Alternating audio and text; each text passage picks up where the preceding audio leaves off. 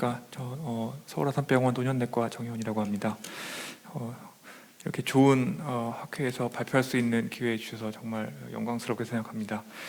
내용은 사실은 이전에 일부는 다른 학회에서도 소개한 적이 있었는데 이제 좀 더 넓은 청중을 대상으로 좀 더 다양한 이야기들을 이렇게 할 수 있는 자리가 될 것 같습니다. 먼저 이 내용을 이제 들어가기 앞서서 제가 이제 한 가지 좀 그 에넥도트를 말씀을 드리고 싶습니다. 이제 근감소증 연구를 오래 하다 보니까 이제 되게 많은 프레일티와 sarcopenia에 대한 리뷰를 제가 하고 있는데, 한 저널에서 최근에 어떤 논문을 리뷰해달라고 왔냐면, sarcopenia가 있는 환자에서 플레이틀릿이 높다, 그런 내용이었는데, 상당히 이제 방대한 레보레토리 메저를 이제 집어넣고 이제 그 인플라메이징에 대한 이야기를 하면서 플레이틀릿이 높다, 바이오마커다, 이렇게 얘기를 했습니다. 그래서 해외 논문이었는데요. 이제 그런 연구의 이제 답습을 이제 조금은 벗어나야 될 것 같다는 생각을 많이 합니다. 사실 그 에피페노민은 부수 현상 또는 이제 연관된 그런 현상들을 이제 어떻게 보면 너무 연구를 많이 하고 있는 게 현실이긴 한 것 같습니다. 그런 내용들이 사실은 오늘 제가 발표할 내용의 이제 주가 되긴 하겠는데요. 그래서 발표 내용은 첫 번째로는 이제 우리가 그 질병으로 일단 생각을 하고 있습니다. 상당히 좀 어느 한편으로는 좀 성급하게 질병이 됐다고 생각을 하는데, 이 질병으로서 근감소증 어떻게 접근해야 되는지, 그리고 여기서 바이오마커는 대체 어떤 역할을 할 수 있는지에 대해서 말씀을 드리려고 하고요. 두 번째 파트에서는 근감소증의 스태틱 바이오마커, 세 번째 파트에서는 근감소증의 다이나믹 바이오마커, 이렇게 내용을 말씀을 드리겠습니다. 사실 이건 근감소증을 지금은 오퍼레이셔널리제이션에서 진단을 하고 있습니다. 그러니까 2010년 유로피안 워킹 그룹 버전 1이 나온 이후로 근육량 감소, 그다음에 신체 기능 또는 근력 감소, 이렇게 해서 지금 현상학적 진단을 하고 있는데, 사실 이것은 로우 헤모글로빈이랑 되게 비슷합니다. 그러니까 로우 헤모글로빈이라는 게 이제 발견이 됐을 때 거기에 대해서 이티올로지는 정말 이제 5만 가지가 있는데요. 그래서 마찬가지로 지금은 어떻게 보면은 진단 자체가, 질병의 진단 자체가 아주 현상학적으로 되어 있는 것이 사실입니다. 근데 이걸 가지고 지금 현재 진단을 넣을 수가 있게 되어 있습니다. 근데 문제는 사실 이제 저희 이제 노년내과에서는 근감소증을 예전부터 계속 이제 진료를 실제로 하고 있다 보니까 이제 이런 경험을 이제 하게 됩니다. 이제 하나의 어떤 그 칼로 쏠 수 있는 질병이 아니라는 생각을 하게 됩니다. 그래서 이제 에이지 릴레이티드 sarcopenia, 세컨더리 sarcopenia, 카캑시아, 피지컬 프레일티, 이 모든 것들이 사실은 굉장히 다 믹스업 돼 있습니다.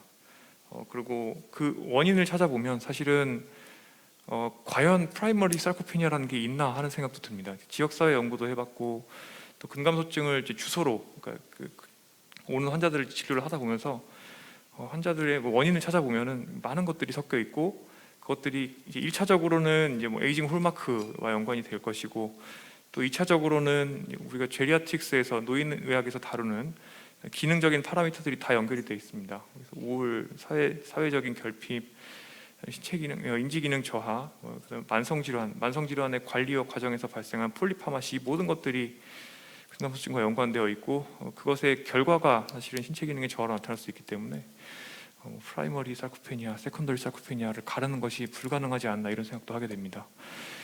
제리아틱 신드롬이라는 개념이 있습니다. 이제 그 노인병에서는 이제 되게 중요하게 생각하는 개념인데, 이제 우리가 의과대학에서 배우는 의학은 사실은 어떤 임상상이 이제 왼쪽에 있는 것처럼 어떤 임상상이 발견될 때 그 임상상들의 조합을 바탕으로 언더라잉 이티올로지를 찾는 것이 이제 의학이라고, 의학적 클리니컬 어세스먼트라고 할 수 있겠는데, 사실 제리아트릭 신드롬이라는 개념은 여러 가지 어트리뷰션하는 그 요인들이 더해져서 그 결과로 어떤 클리니컬 프레젠테이션을 하게 되는 것입니다. 예를 들어서 하이퍼 액티브 딜리륨이 생겼다고 했을 때 그 딜리륨이 생기는 원인이 굉장히 다양할 수가 있겠고, 근데 sarcopenia도 정확히 이런 것입니다. 지금 제가 리스트업한 것들, 뉴트리션, 오랄 헬스, 물가, 운동 안 함, 우울, 메디케이션 다 있는데, 이런 것들이 더해져서 그 결과로 결국에는 아나볼릭, 카타볼릭 밸런스가 이제 좀 더 빠지는, 머슬 프로테인 브레이크다운으로 가는, 그리고 머슬 리크루트이 떨어지는 방향으로 가는 것일 것입니다. 그래서 실제로 환자가 이제 근감소증이란 또는 이제 신체 기능 저하를 가지고 이제 저희한테 오면은 이런 고민들을 하게 됩니다. 그렇죠? 왜 왜 이렇게 됐을까? 그다음에 또 이 사람의 프레일티 인덱스는 어느 정도일까? 코모비티는 어느 정도가 있나? 또 이 사람의 이나볼릭 리지스턴스는 어느 정도일까? 또 인플라메이징 버든은 어느 정도일까? 그다음에 제리아트릭 펑셔널 프로블럼은 어느 정도일까? 이런 고민들을 계속 하게 되는데 이제 이런 것들을 한 다음에 사실은 치료를 시작할 수가 있습니다. 근데 이제 문제는 아직까지는 기존의 가이드라인에서는 사실은 그냥 멀티 컴포넌트 어프로치를 해라 이렇게만 돼 있습니다. 운동하고 영양 공급하고 코모비티 컨트롤하고 이렇게 돼 있습니다. 근데 실은 근감소증은 그렇지가 않은 것 같습니다. 이런 고민을 하면서 근감소증의 세 가지 도메인 또는 컴포넌트를 찾게 되었는데요. 이제 아직 이제 페이퍼로 퍼블리시는 안 했는데 크게는 이렇게 세 가지로 이게 치료하고 연관되는 방향으로 이제 생각을 해보면 세 가지로 나눌 수가 있을 것 같아요. 그래서 맨 첫 번째는 이제 그 뉴로 메카니컬 팩터인데 결국에는 운동과 연관되어 있는 리지스턴트 엑서사이즈를 했을 때 그것이 머슬로 들어가는 모든 기작들이 다 모아놓은 거라고 볼 수 있겠고, 두 번째는 이제 프로테인 뉴트리션 밸런스인데 여기서는 이제 매크로뉴트리언트 인풋 포함해서 전체적으로 마이크로뉴트리언트 루신까지 다 포함하는 개념이고, 그다음에 세 번째 도메인은 이제 기초 연구에서 주로 관심 많이 가지는 에나볼릭 리지스턴스와 이제 카타볼릭 프레셔를 포함하는 이제 그런 기작들을 이제 세 번째로 넣을 수 있겠습니다. 근데 이렇게 저는 그래서 M&A라고 하는데 이 세 가지 기작들이 사실은 서로 다 이제 인터랙션을 하고 있겠고, 환자를 워크업을 할 때는 이제 어떤 것들이 도미넌트한지를 봐야 되는 것이고요. 바이오마커도 이런 것들을 이런 컨셉을 가지고 이제 개발을 하거나 임상에 응용을 하는 것이 필요할 것이라고 생각을 합니다. 실제로 이런 환자들이 이제 저희한테 오게 되는데 다 가상의 환자긴 한데요, 여기서는. 근데 이런 환자들을 맨날 봅니다. 페이션트 A와 B는 둘 다 시비어 sarcopenia가 있는 환자죠. 머슬 매스 감소돼 있고 그립 스트렝스 KSP 다 떨어져 있는데, A와 같은 경우는 사실은 최근에 에소파지얼 캔서 수술을 받고 잘 못 먹었던 환자고, 현재는 이제 NED인 경우입니다. 그런 경우라면은 아나볼릭 리지스턴스는 아주 오버웰밍하지는 않을 거라고 생각할 수 있겠고, 뉴트리션이 부족하다고 생각할 수 있습니다.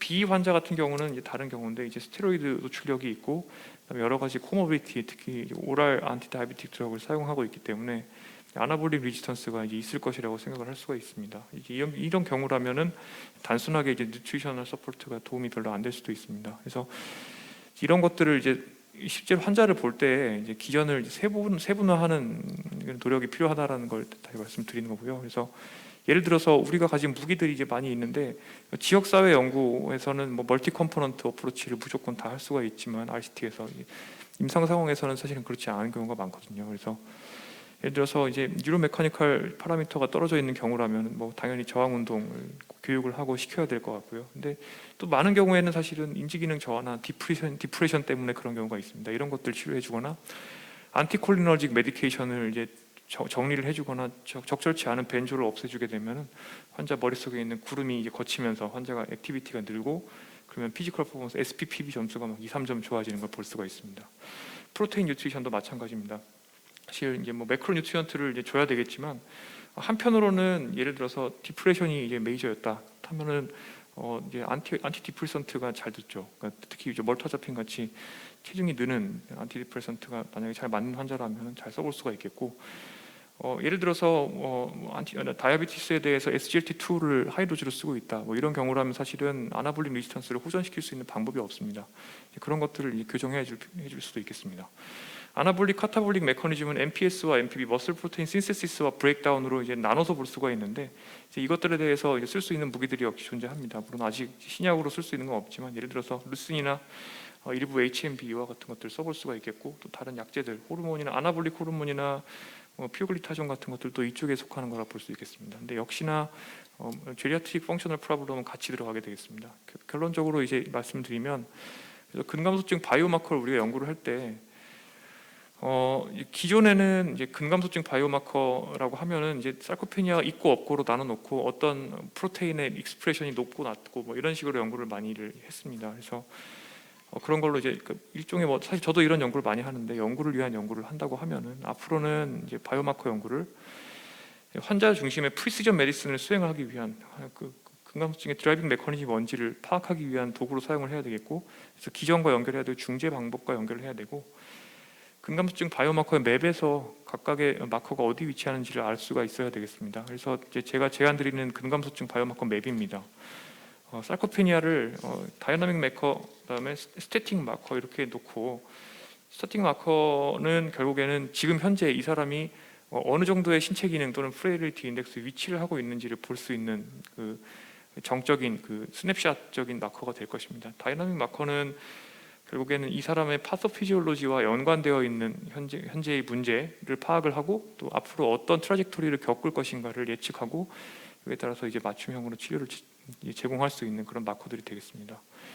그래서 사실 오늘 제 바이오마커 톡은 여러 이제 나열식으로 연관되어 있는 바이오마커를 보여드리는 것이 아니라, 해당하는 그 맵에서의 위치를 놓고 우리가 고민을 좀 해보는 게 되겠습니다. 먼저 스타팅 마커들을 보여드리겠습니다. 결국에는 근감소증에 대한 정밀 진단이 일단은 이 개념이 될 텐데요.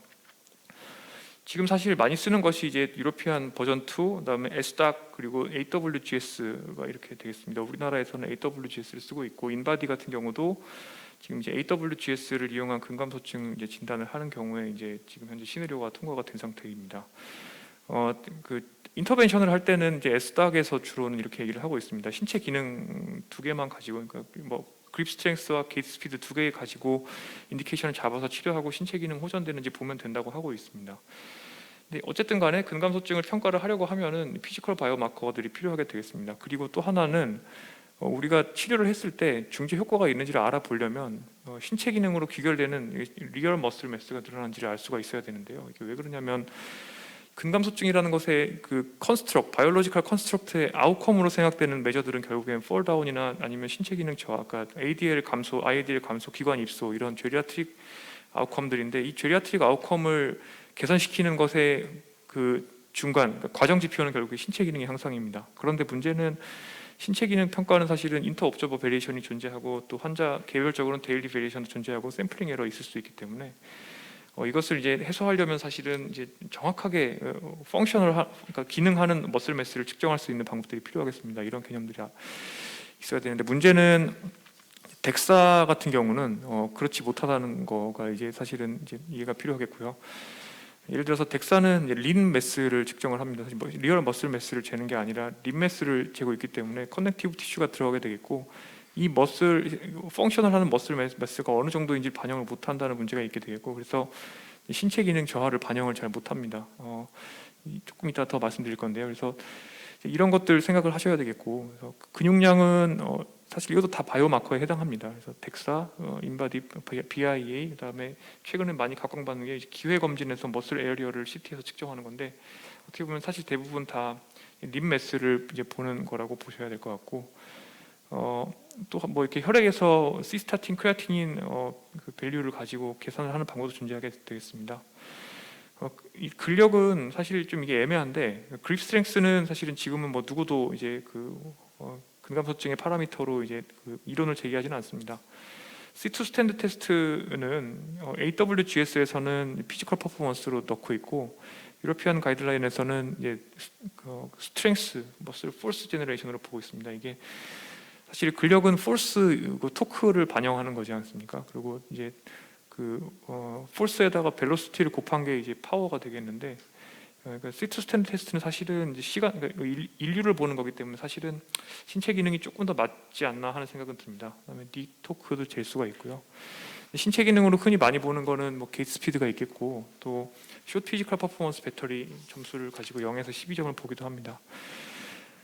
이제 덱사의 문제입니다. 이게 예를 들어서 자연, 그러니까 내추럴 코스를 봤을 때 신체 기능이 저하가 되는 게 이게 당연한데요. 그러니까 사람에서 1.6년 동안 신체 기능이 저하가 발생한 정도를 예를 들어서 D3 크레아틴으로 그 리얼 매스를 측정하면은 이게 따라가는데, 덱사는 추종을 못합니다. 왜냐하면은 머슬이 리모델링 되면서 사실은 이제 파이브로 아디포스, 그러니까 FAP와 같은 또는 커넥티브 티슈 리플레이스가 되기도 하고, 또는 리크루시 감소되는 방향으로 리모델링이 되기 때문에 이제 이런 것들이 이제 그림자만 봤을 때는 정확히 알 수가 없는 문제가 있습니다. BIA가 이런 그 측면에서 어떻게 워킹하는지는 아직은 알려지지 않았습니다. 근데 아마 그 그래도 그 FAP 또는 그 커넥티브 티슈 같은 것들을 이제 BIA는 조금 더 잘 걸을 수는 있을 거라고 기대는 하고 있습니다. 사실은 그래서 근육량을 기능하는 근육량을 직접 측정할 수 있는 방법은 사실은 지금 현재 임상에 쓸 수 있는 거는 D3 크레아틴 다일루션을 사용하는 방법인데, 이제 기전적으로는 이게 크레아틴 D3 크레아틴을 한 번 섭취를 해서 머슬에서 이제 D3 크레아틴이 이제 결국엔 나중에 이제 대사가 돼서 크레아틴 린으로 돼서 소변으로 배출될 때 몸속에 있는 네이티브 크레아틴린과 D3가 마킹된 크레아틴의 비교를 하는 방법입니다. 그래서 이런 방법이 이제 정확하게 이제 근육량을 측정할 수 있다는 것은 알려져 있고, 인터벤션을 했을 때의 델타도 정확하게 측정할 수 있다는 것도 알려져 있는데, 아직까지 우리나라에서는 지금 규제 때문에 사용이 못 되고 있고, 이번에 이제 식약처에서 이것이 이제 스테이블, 그러니까 콜드 아이소톱이 이제 어떤 형태인지에 대해서 어떤 유권 해석을 해줬기 때문에 아마 조금 더 빨리 밸리데이션 될 것 같습니다. 신체 기능의 문제는 이제 어떤 거가 있냐면, 그러니까 사실 피지컬 바이오마커 굉장히 중요합니다. 왜냐하면은 아까 말씀드린 것처럼 과정 지표로서는 가장 완벽한 게 피지컬 바이오마커고, 사실 이제 근감소증 클리니컬 트라이얼을 이제 디자인을 할 때는 SPPB 1점 향상을 의미가 있는 그 미닝풀 클리니컬 디퍼런스라고 보고 있습니다. 그러니까 이걸 써야 되는 게 글로벌 스탠다드인 건 맞습니다. 근데 문제는 예를 들어서 개인에서는 안 맞다는 겁니다. 왜냐하면 우리가 어떤 신체 기능이라는 걸 측정할 때 어떤 파라미터를 샘플링을 하는 건데, 슈피지컬 퍼포먼스 배터리는 하지를 위주로 평가를 합니다. 근데 스파이널 스테노시스가 있거나 또는 뭐 니 오해가 심하거나 힙 프랙처 수술을 받았다 이럴 때는 사실은 SPPB가 상당히 언더 에스티메이션을 하게 됩니다. 이제 반대인 경우로 상상을 할 수가 있는데요. 그러니까 한쪽에 이제 뭐 예를 들어서 뭐 카팔 터널이 있거나 해서 강력이 떨어진 사람이라고 하면은 또 마찬가지인 일이 벌어질 텐데요. 그래서 이런 것들을 어떻게 하면 이제 스테이빌라이즈 시킬지 이제 그런 고민이 많이 필요하겠고, 일단은 그러니까 프레일리티 인덱스를 만드는 것처럼 포트폴리오화로 만들어야 조금 더 스테이블해질 거라고 생각을 하고 있고, 다른 방법으로는 그런 것들을 외부에서 찍어서 여러 가지 파라미터를 쭉 뽑아내는 방법도 있을 겁니다. 근데 그럼 어노테이션은 뭘로 할 거냐, 어노테이션을 AWGS로 할 거냐, 그건 사실 아닌 것 같거든요. 결국에는 피지컬 프레일리티의 스펙트럼을 보는 거에 하나의 또 메저가 될 텐데요. 고민은 굉장히 많이 있습니다. 그래서 룰 베이스로 봐야 되느냐 한 또 문제도 있고, 그럼 룰 베이스로는 또 어떤 걸 볼 거냐, 어떤 지표를 놓고 우리가 그 피지컬 퍼포먼스를 정의할 거냐, 이런 논쟁들이 항상 있습니다. 사실 이제 바이오마커와 관해서 제일 논문 많이 나오는 거는 이제 이쪽에서 뭐 하나 찾아서 AWGS에서 근감소증 있고 없고로 놓고 유의한 차이를 보이느냐, 뭐 이런 것들이 제일 연구가 많겠습니다.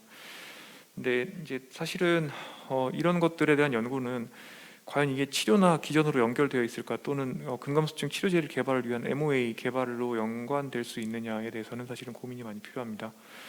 왜 그러냐면은 사람의 에이징 스펙트럼, 그 바이올로지컬 에이지를 놓고 봤을 때 그 사람의 퍼포먼스는 같이 가는데, 그것들을 설명할 수 있는 아무런 그 마커를 가져와도 여기서는 다 유의하게 나올 수밖에 없습니다. 그래서 흔하게 많이 연구되는 걸로는 이제 사이토카인들이 있겠고, 또 메타볼릭 레귤레이터도 있고, 시네센스 어소시에이티드 시크리토리 피노타입도 있고, 포바스 클럭 같은 에피제네틱 클럭도 있고, 텔로미어 랭스 볼 수도 있고, 프로테오믹스 프로파일 볼 수도 있고, 메타볼로믹스 볼 수도 있고, 또 임상으로는 프레일티 인덱스 볼 수도 있습니다. 사실 이게 좀 허무한 얘기일 수도 있는데, 사실은 그러니까 사람의 바이올로지컬 에이지를 캡처할 수 있는 그 메저들은 정말 무궁무진하게 많습니다. 그래서 나이가 증가됨에 따라서 발생하는 그 기능적인 이상 소견 개수를 그냥 카운트를 해도 휴먼 에이징 정도를 이제 반영할 수가 있고, 게이트 스피드도 상당히 이제 로버스트한 이제 적어도 인구 집단에서는 메저인 것이 알려져 있고, 또 극단적으로는 연령별 마라톤 최고 기록을 가져올 수도 있습니다. 근데 이게 사실은 저희가 지역 사회에서 연구를 해보면 프레일티 인덱스, 그러니까 사람의 바이올로지컬 에이지를 이제 X축에 놓고 우리가 계측할 수 있는 여러 가지 노인의 기능적인 파라미터를 측정을 해보면 대부분 다 같은 모습을 보이게 됩니다.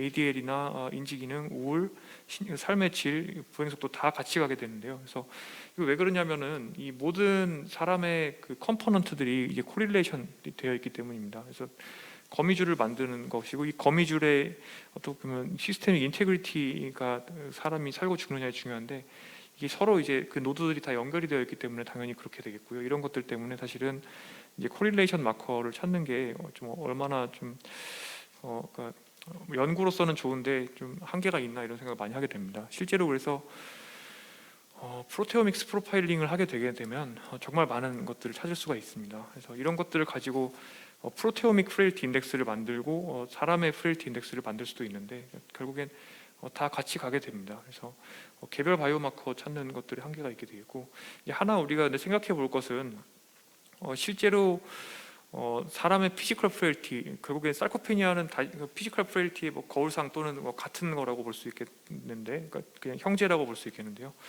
피지컬 프레일티의 스펙트럼은 사람에서 셀룰라 세네센스의 버든, 그러니까 세포 노화의 버든이랑 코릴레이션이 잘 되고 이런 것들을 중재를 잘 해주게 될 경우에 실제로 셀룰라 세네센스도 좋아지는 것을 볼 수가 있다는 것입니다. 그러니까 여기서 이제 느낄 수 있는 거는 근감소증이라는 게 어떤 하나의 개별 질환이 아니라 사람의 에이징을 설명할 수 있는 하나의 파라미터인데 주로 이제 우리가 모빌리티라는 것을, 그러니까 어떻게 보면 휴먼 에이징의 모빌리티 피노타입이라고 생각을 할 수 있겠다는 것입니다. 그러니까 그래서 이런 것들 때문에 사실 그 개별 질환으로 우리가 그동안 생각하고 근감소증 치료를 하려고 했던 신약 개발들이 대부분 다 실패했을 수밖에 없는 그런 것 같고요. 실제로 그래서 이 시네센스 어소시에이티드 시크리터리 피노타입이라는 것들 일군의 결국에 사이토카인들인데, 이 사이토카인들을 가지고도 사람의 에이징 버든을 측정할 수 있다는 것. 과거에는 이런 것들이 이제 소동물이나 또는 이제 세포 연구 수준에서 연구가 되었다면, 이제 실제로는 지금 와서는 이제 임상 환경 수준에서 거의 이제 프레일티 인덱스와 비슷한 그런 행동을 한다는 것을 이제 알게 되었습니다. 결론적으로 근감소증과 이제 피지컬 프레일티는 결국에 사람의 에이징과 연관된 모빌리티 피노타입이라는 것이고요. 그래서 맨 앞부분에서 제가 말씀드린 것처럼 이것이 에이징 홀마크와 연관이 되어 있고 또 여러 가지 노인의 펑셔널한 문제들과 겹쳐 있기 때문에 개별 질환으로 놓고 중재하는 것이 쉽지가 않고, 또한 이제 어디까지가 세컨더리고 어디까지가 프라이머리인지를 이제 알기가 어렵다는 것입니다. 그래서 예를 들어서 나중에 더 얘기 드리겠습니다. 그래서 마지막 부분입니다. 다이나믹 마커고요. 결론적으로는 이제 이것들을 우리가 중재를 할 때 이제 어떤 것들을 들여다보고 또 앞으로 어떤 바이오마커들을 개발시켜서 임상 환경으로 가져와야 될지에 대한 고민입니다. 지금 현재 AWGS 유러피안 워킹 가이드라인 전부 다 그 스냅샷이라고 제가 말씀드렸습니다. 그리고 스냅샷에서는 A 환자와 B 환자는 이제 같게 나옵니다. 같은 정도의 매스와 펑션을 가지고 있는데, 그래서 하지만 임상적으로는 다 다를 것이고요. 이제 A는 이제 뭐 본 턴오버로 생각하면 이제 하이퍼다이나믹한 그런 사람일 거고요. 이제 B는 그거보다는 좀 더 덜 천천히 빠지는 것이니까요. 그래서 예후나 치료 반응 또는 찾아보면 원인도 다를 수가 있습니다. 이제 이런 것들 때문에 각도를 설명할 수 있는 다이나믹 마커들이 필요하게 되겠습니다. 제가 그래서 M&A 세 가지가 있다고 그랬는데, 그 중에서 이제 뉴로 메카니컬 액세스를 설명할 수 있는 또는 뉴트리셔널 스테이터스를 설명할 수 있는 바이오마커가 있느냐. 근데 아직까지 이 부분은 근감소증 연구에서 거의 연구가 안 돼 있습니다. 사실은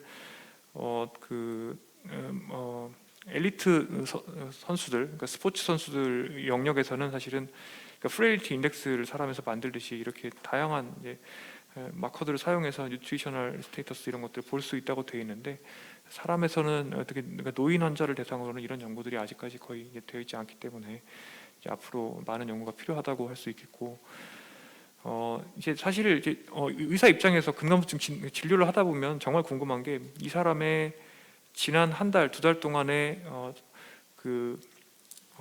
총 리지스턴트 익서사이즈의 AUC를 알고 싶고, 정말 그다음에 이 사람의 프로테인 뉴트리션의 정도를 역시 AUC로 알고 싶습니다. 그리고 또 진료를 하면서 치료를 하다 보면 그게 정말 궁금한데 알 수 있는 방법이 없고, 아직까지는 상당히 이제 클리니컬한 그런 뭐 아이팩, 페이스나 또는 뭐 웨어러블을 사용한다거나 뉴트리션은 뭐 GNRI를 쓰거나 알부민 쓰거나 이런 실정이라고 볼 수가 있겠습니다. 그래서 사실은 가장 적극적으로 저희가 쓸 수 있는 거는 이제 아나볼릭 리지스턴스와 카타볼릭 프레셔에 대한 것들인데, 아직까지는 이제 이런 것들이 이제 많은 경우 이제 사실은 임상적인 판단에 이제 의존을 하고 있습니다. 개념 자체는 이제 머슬 프로테인 신세시스와 머슬 프로테인 브레이크다운이 상시 일어나지만 이것들의 밸런스가 깨져서 장기적으로 누적이 되면은 근육이 늘 수도 있고 줄 수도 있다는 것이고, 또 콤비티가 존재하거나 또는 이제 에이징이 진행이 돼서 인슐린 레지스턴스도 동반되고, 그다음에 내분비적인 문제가 생겼을 때는 아나볼릭 레지스턴스가 생긴다는 것입니다. 그래서 동일한 양의 운동 곱하기 프로테인 서플리먼트를 해도 에나볼릭 레지스턴스가 있는 사람에서는 충분한 양의 머슬 프로테인 신세시스, 그러니까 넷 프로테인 어크리션이 발생하지 않는 것이 문제일 테고요. 근데 이것은 사실은 아주 여러 가지 기전들이랑 연관이 되어 있는데, 이제 그 중에서 이제 가장 이제 중심에 있는 것은 하나는 이제 mTORC1이라고 할 수 있겠습니다.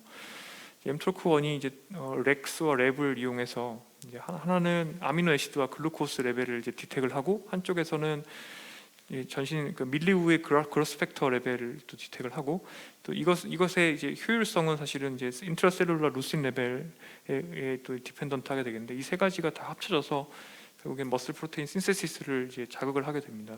라이보소말 프로테인을 액티베이션 시키는 것이고요.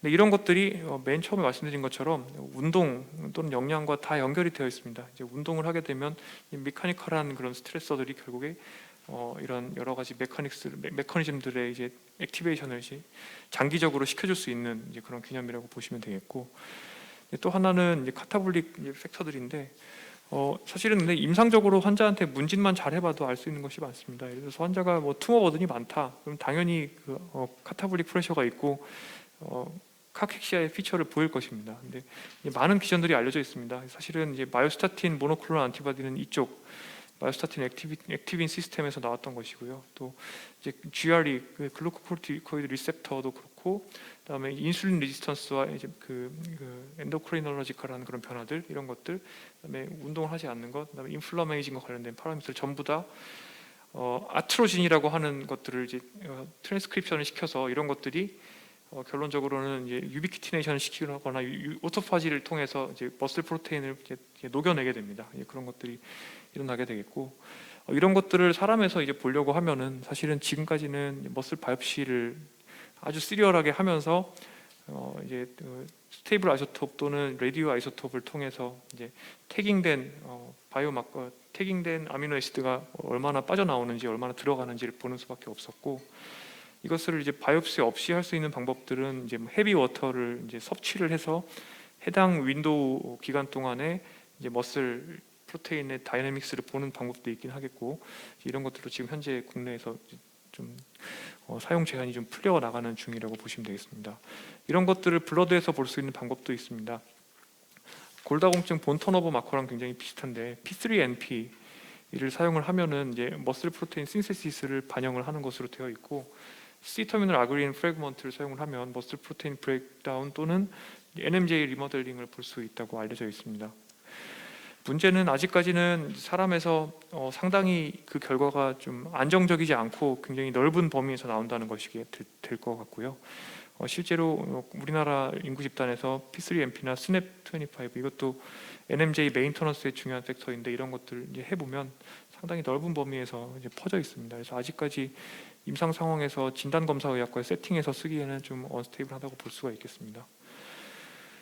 그래서 결론적으로 말씀을 드리면, 사실 아직까지 연구들이 근감소증의 기작과 연관되어 있을 가능성이 있는, 또는 에이징 홀마크와 관련되어 있을 가능성이 높은 이제 많은 것들, 부수 현상에 가까운 것들을 놓고 바이오마커 스터디들이 진행이 되어 왔고, 그 중에 이제 대부분은 결국에는 에이징 홀마크라는 거는 에나볼릭 카타볼릭 메커니즘의 밸런스를 설명할 수 있는 거기 때문에 이제 이런 것들과 연관된 게 많이 나왔고, 일부는 이제 뉴로 메커니컬 팩터들과 연관된 것들이 연구가 되어 있습니다. 그래서 근데 이런 것들과 연관되어서 사실 신약 개발들이 이루어졌는데 안타깝게도 아직까지 워킹하는 게 없습니다. 근데 그 워킹하지 않는 이유는 제가 맨 처음에 말씀드린 것처럼 근감소증 자체가 이런 싱글 몰레큘러 드라이버에 의해서 발생하는 디지가 아니기 때문이고, 상당히 여러 가지 그 제리아트릭 파라미터들과 겹쳐 있는 기능적인 질환이기 때문입니다. 그래서